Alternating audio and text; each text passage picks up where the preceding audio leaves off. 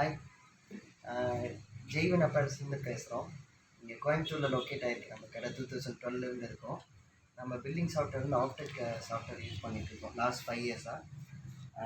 Easy ஆக்சஸாக இருக்குது.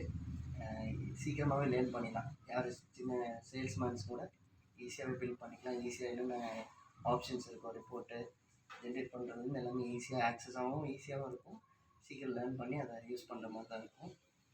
அதே மாதிரி சர்வீஸும் பார்த்திங்கன்னா ஒன் ஃபோன் கால்லேயே எல்லாமே நல்லாவே சப்போர்ட் பண்ணி தராங்க.